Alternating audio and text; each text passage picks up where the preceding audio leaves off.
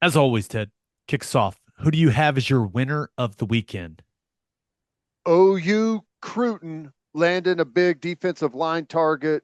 I say big, literally 6'4", 315 pounds. Floyd Boucard out of Florida. Um, right now, he's not rated maybe as highly as you would expect. 3-star on 247, their composite. I think he's going to get reevaluated at some point and probably be climbing those defensive tackle listings. But big boy, this is a SEC defensive lineman right here, Gabe. He looks very large. Now, played in Alabama, and I believe he's playing in Miami for his senior season.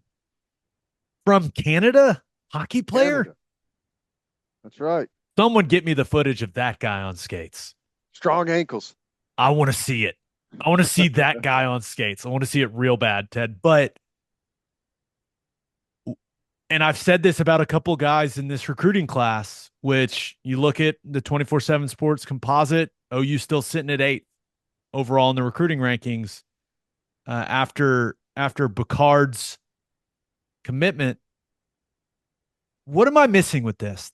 If this guy is actually 6'3" and 315 pounds and moves the way that he does on tape, like they're lining him up on the edge and he looks really good getting out of his stance. Like, what am I missing? There's not many human beings that are 6'3", 315 that move like this guy. He's a Right. 3-star, not even nationally ranked prospect.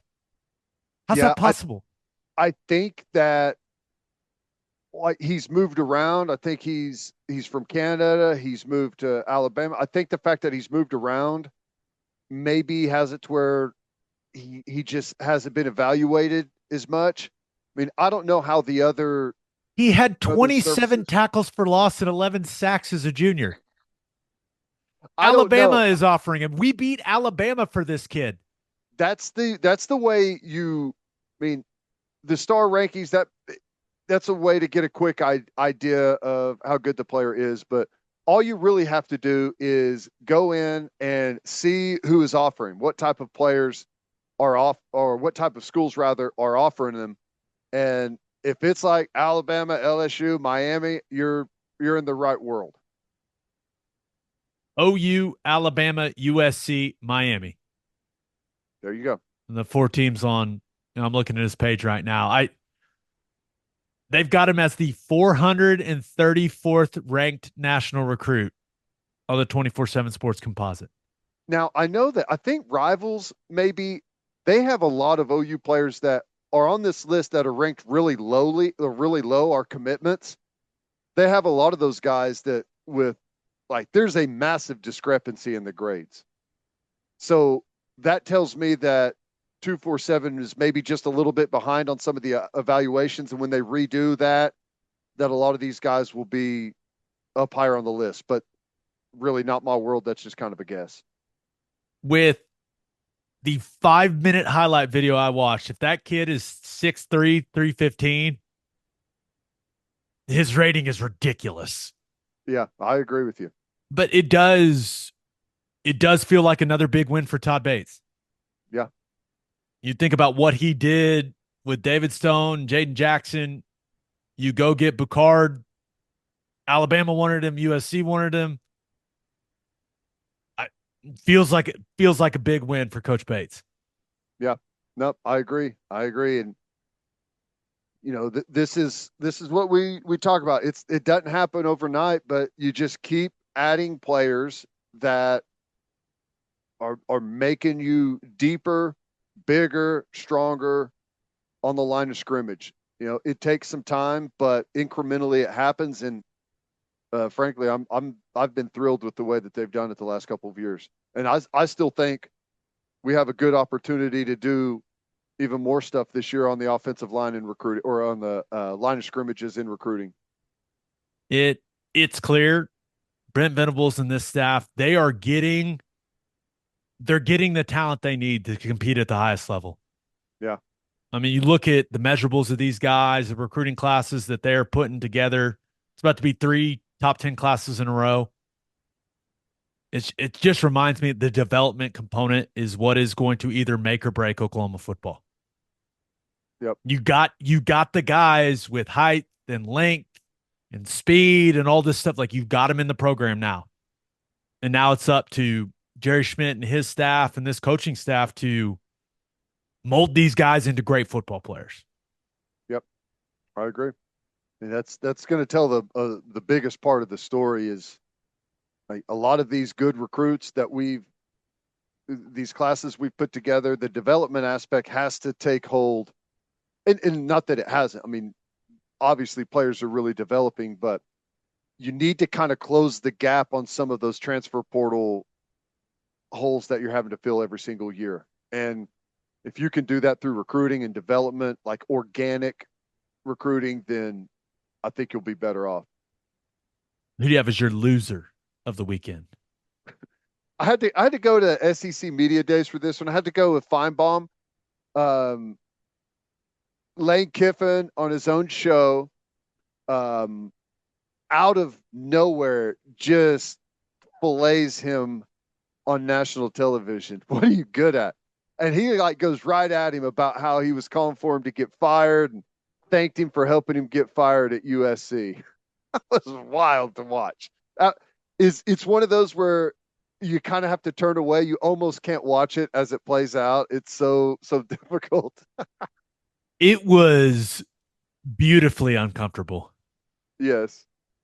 Yes. And Lane Kiffin, there are some times where he's just the absolute best, man, where he clearly does not give a flip. Yep. And it felt like one of those moments, but maybe my favorite part of that entire thing was he was like, yeah, and you were wrong about Miley Cyrus too. She's great. Everyone loves Miley Cyrus, which is true. Everyone does love Miley Cyrus. It's like you called me the Miley Cyrus of college football. She's killing it. Pretty funny, man. I guess maybe that's what he was going after, but I don't know. I thought that was pretty wild and savage at the same time. I'm sitting there thinking, come on, Lane, you've been around this for long enough. If it's not Finebaum, it's going to be someone else. There's that role to fill in sports, like whatever it is, whether it's NFL, college football, NBA. I mean, that's just kind of what this entertainment aspect of the sports entails, coaches, players. I mean, that's just what's going to happen, but it was still fun to watch. Was very entertaining. And Finebaum actually took it really, really well. He kind of just sat there. Remember, this is on his own show, which is it's a massive deal. And he kind of just sat there and was like, all right, stayed calm. Also pretty impressive. Like Kiffin was insulting him in a calm manner, but Finebaum just kind of just sat there and take it. It was kind of an admirable way to respond. I don't know. I was kind of impressed with all involved, most notably Miley Cyrus, of course. I do wish he would have, just kind of been like, well, it kind of explains USC where they're at now, taking advice on what they should do at the head coaching position from me. Guy that doesn't know everything is terrible at his job, apparently, right? Good at nothing. The one thing that I haven't seen that I want to see Miley Cyrus's reaction to that clip. Yes. I want someone to show it to her and film like, I don't know if she'd be confused, if she'd be excited, flattered, upset. I don't know. Maybe all of the above. Yeah. I'd like to see the commercial break as they go to commercial break. What was the interaction like after that? Do you think Kiffin just turns to Finebaum and go, "You're welcome"? Everyone's gonna love that. It just walks off, like knows exactly what he did. Pat on the back. That's gonna be a great clip. Or even better, Finebaum walks over to him. Thank you. Yes, that was awesome. Amazing TV. Social media gold, Lane. Thank you. Thank you so much for sitting down. Who knows? All right, let's get to my winner and loser. But first, What if for the rest of 2024, you got a little bit better every day? When you're learning a new language with Babbel, that's exactly what you're doing. 1 in 5 Americans have learn a new language on their bucket list. If that's you, make 2024 the year you finally check it off the list with Babbel. Here's a special offer for our listeners, and it's only for our listeners. Right now, get up to 60% off your Babbel subscription at babbel.com/Oklahoma. Don't pay hundreds of dollars for private tutors or waste hours on apps that don't really help you speak the language. Just use Babbel. Babbel's quick 10-minute lessons are handcrafted by over 200 language experts to help you start speaking a new language in as little as 3 weeks. I travel a lot.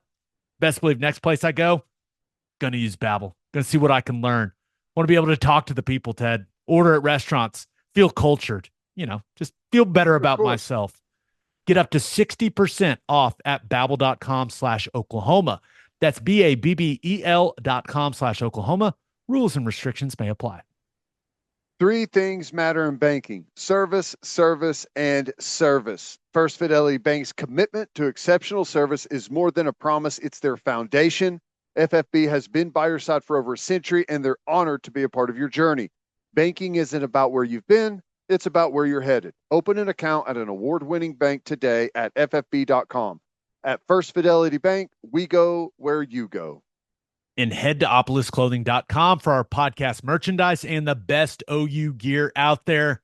Ted, they got all the disco logo stuff, hats, shirts. They're going quick, people. Get them before they're gone. Go to Opolis Clothing. That's OPOLIS clothing.com and use promo code TED, TED, for 10% off. OpolisClothing.com, promo code TED for 10% off. Buttery soft and 10% off. For my winner of the week, and Xander Schauffele. 2-time major champion, Xander Schauffele. Ted, things could change quick in sports. Yes, they can. Schauffele went from the guy that couldn't win a major. He was the guy that, when you're talking about, hey, I'm going to have to see him do it now before I believe it. He goes and wins the PGA Championship, and now goes and wins the Open. 2 out of the last 3. Dude was lights out on Sunday. Bogey free, 65 to take home the claret jug, which, by the way, is just an awesome trophy. It is. What an awesome I love whenever trophy. they cut to the guy up there that's already working on it, as the winners come through. That's pretty cool. But yeah, I mean, what a season for Schauffele. Top 10 in all 4 majors. And when you look at guys that have done that historically, I think Tiger twice, Tom Watson twice, Jack Nicklaus, Arnold Palmer, Jordan Spieth, Xander Schauffele. Hell of a season. And what a reputation changing year for Xander Schauffele. Went from the guy that he was always so close, never could finish the job, to 2-time major champion, arguably the best player in the world. Yeah, it's wild. And he's one of those guys that whenever you start, whenever you start naming favorite golfers, he's kind of a guy that doesn't really find his way on that list. Typically, like when you think about, I don't know, when you think about the long drive, you think about DeChambeau. When you think about, some of the iron playing stuff, you think about, Scheffler. I don't know. I guess he is so well-rounded. I think is the part of his game that I think is really interesting, that I don't know. He doesn't seem like one of the favorites in any of like the real categories. He's just so well-rounded. He's there on everything. This is my deep analysis. Really good at golf. Yeah. He's real, real good. And yep. I do think, and it's impossible to measure it, the fact that he went and got that first one at the PGA Championship. Yeah. You got to imagine it feels completely different in those moments now. Like, hey, I've done it. I can do it.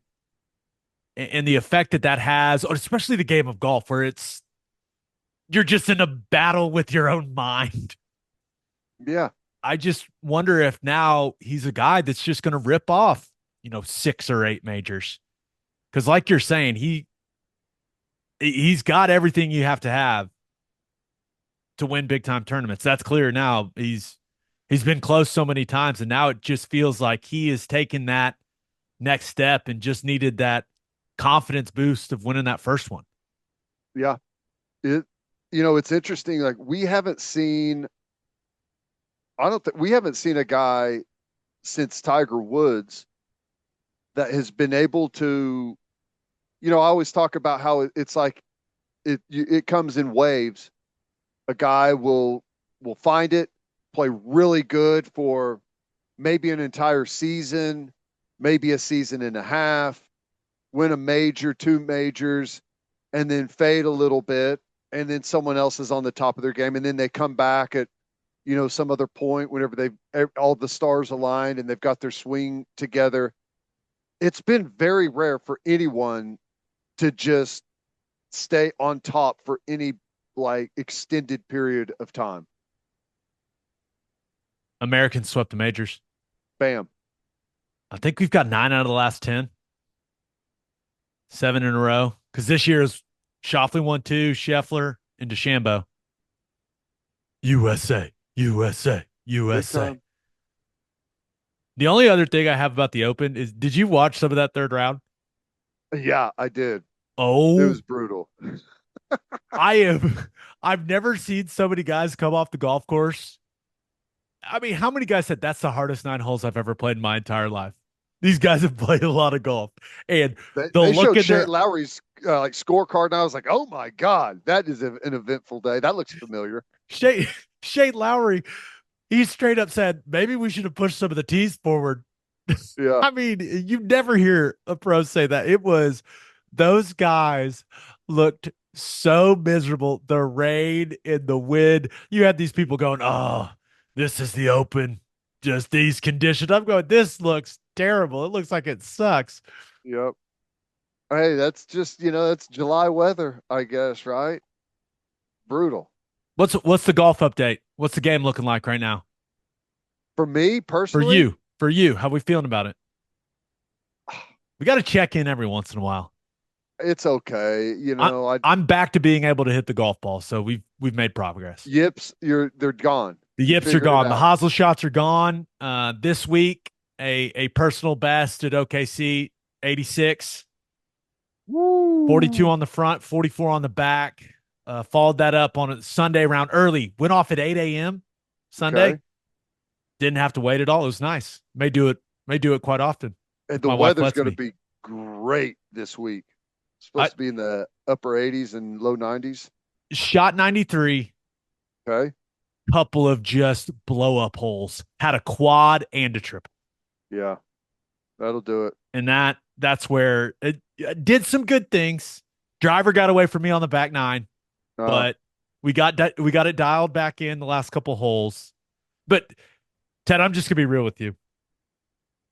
I was in the depths of despair with my golf game. Like it almost was affecting my day to day life. Like that's how bad it was. do you remember what I told you? Yes, yes. You said I was Told you gonna come out on the other side. You told me. it just means that you're close to a breakthrough.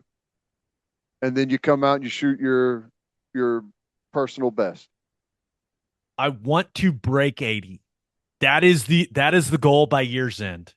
We will see if we can do it. I'm pulling irons, but it's okay. The just horrible left to right ball flight has disappeared. I hit the best 6 iron of my life today. Like flew it 205, carried it 205. Uh, Didn't and mean doesn't to. it It's like my 185 club, but I just hit it so good and I was in bad shape where I hit it, but wasn't even I was just like that's the best 6 iron I've ever hit. I can't be mad. yeah, and after a shot like that, it doesn't it always feel like it's the easiest thing you've ever done? It's just like it's supposed to be like that every time. What's the problem here? This is where I'm at. I've made it through the darkness and we are headed in the right direction. Hey, you are another bout of yips away from breaking 80. Damn it, Ted. I'm just telling you, Okay. If incremental gains. okay. I once you shoot like 82, you're going to feel like you're right there. And then there's going to be like, there's going to be another struggle session. Right. You're going to look at the scorecard come out of the saying, next time I've got it. And then it's going to dominate your mind and you're going to have some struggle sessions. Okay. It's going to be bad, but See, the your breakthrough's coming. experience, you're just you're warning me of the inevitable that's to come. I So you can appreciate that. embrace it when it happens. It's what good friends do, man. All right, my loser of the weekend. USA basketball. Hey, Let's start men and women. Let's start with the women. Team can USA we enter played. two teams into the tournament? I Like a team A and a team B. Yeah. How about? And I actually like what, and the WNBA has done it before, but they've got their WNBA All Stars that play the Olympic team right before the Olympic team goes off and goes and plays in the Olympic. Kind of creates some buzz for the team for the Olympics. That's what it's designed to do. And Arike Gubawale apparently took it personally that she did not make the Olympic team. 34 Ouch. All-Star game record. How about this? All 34 in the second half. Wow. Yeah, 21 in the third, 13 in the fourth. Was hitting ridiculous shots. The pride of the Dallas Wings. Let's go, Enrique. But yeah, so you look at the women's team, lost 8 L to the other WNBA All Stars. I don't know if that's the type of buzz they were trying to build. Yeah, well, there was more focus this year put on the selection of the Olympics team probably in the history of the since they've been doing it, and I you feel like maybe everyone has moved past that and this brings it right back into focus, right? Well, the only way it could have gone, it would have been a disaster if it was Caitlin Clark that went off. Oh, if Like she's just like ripping eight or nine threes. she struggled to shoot the ball. I think she had like 4 points in the game. That would have been complete. Is DEFCON one the really bad one?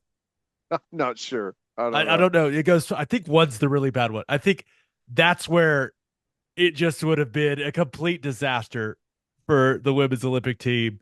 But yeah, Wale doing it, not good either because a lot of people feel she got snubbed off the team. So you had that on the women's side. And then on the men's side, they almost lose to South Sudan, who I'm just going to be straight up, Ted. I had seen an article or two about Luol Deng putting the team together. I was like, oh, that seems cool. And then LeBron James has to make a layup with a couple seconds to go to beat them. They had a chance to win the game. Got just missed. That's crazy. I didn't see any of it, so I don't know how it all unfolded like that. But how did they get to that point? Just Oh, played horrible. South Sudan was up 16 at one point, brother. Oh my gosh. Yeah. Let me tell you, Carlick Jones, I guess he was like the G League player of the year a couple years ago. Nobody could stay in front of that man. Wow. 15 points, 11 rebounds, 11 assists. Now he did miss the game winning shot. That it is, but Hmm. he was balling. Mario Shayok, a name people may remember. I think he was an Iowa State guy, if my memory serves me correct. He was just burying threes, was like 6 of 12 from three. I mean, South Sudan was balling, don't get me wrong, but it did feel like one of those maybe this is exactly what Team USA needed before they Yeah. go over there. Like it was in London though, so I don't know, man. It was a scary situation. Well, yeah, I do feel like we've kind of seen some of that previously, and then Yeah, they've whenever the lost they've lost some of these yeah, exhibition games before, but South Sudan. Let's yeah, be real. that How many people even knew South Sudan was going to the Olympics? How many people even knew South Sudan had a team? I didn't even know South Sudan was a country. I just thought it was Sudan. Fair enough. So there you go. That's where I'm at with it. I would I'm I don't know how to put a percentage on it. Let's say 80% of people listening to this unaware of South Sudan. I only know it existed because I read an article about their team a few weeks ago. That's it. I'm just being real. Yeah.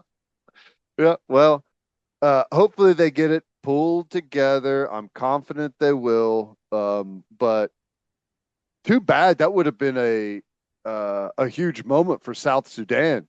putting the basketball program on the map. Shout out to South Sudan because I was sitting watching it and it actually was like exciting and suspenseful. Like they had multiple chances at the buzzer to get shots up and win. Hmm. And there's like this scramble underneath the basket. I don't know. It felt like a very meaningful basketball game for some reason. It was an exhibition tune-up for the Olympics in London. It meant nothing, but they made me. I wasn't cheering against my country. Done. Let's not be ridiculous. But I don't know. I was dialed in watching because they played so well and gave such great effort. I don't know. It made it a lot of fun. I did not anticipate caring about this random exhibition game in July, but I found myself captivated by what I was watching.